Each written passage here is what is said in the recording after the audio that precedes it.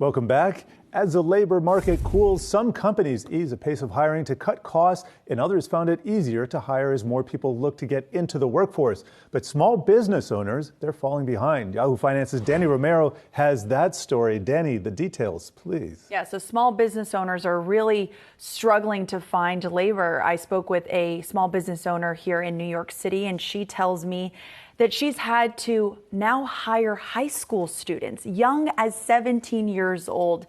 She says that these challenges have really prompted her to come up with creative ways to incentivize these students. You know, she says that she feeds them 2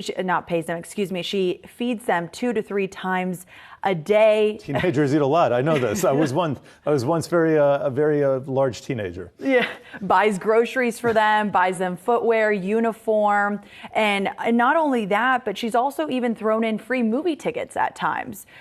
She's also increased her pay about 10% for her staffing. But so she is really doing anything and everything. And she's not the only one. I also spoke with a franchisee owner who sells custom-made tires. And he tells me that the common question that he's getting from candidates is, can I do this job remotely? Tires? Yes. Okay, got it. And he was telling me that it is nearly impossible for him to have, a remote style business model for what he does. And so, another stark data point is that from the National Federation of Independent Business found that nearly half of small businesses couldn't hire enough workers in September, and over 23% of available positions went unfilled. That is a 48-year high. So yes, data does suggest that there is a cool off in the labor market, but these smaller firms are really feeling the pinch, Jared.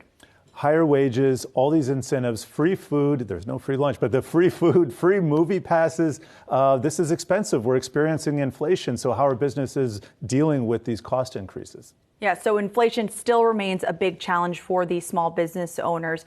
Prices have gone up across the board. And so, for example, eggs are nearly 80% above what they were last year. So some of these business owners are actually had to take on more debt in order to stay afloat. So not a really pretty picture for Main Street right now.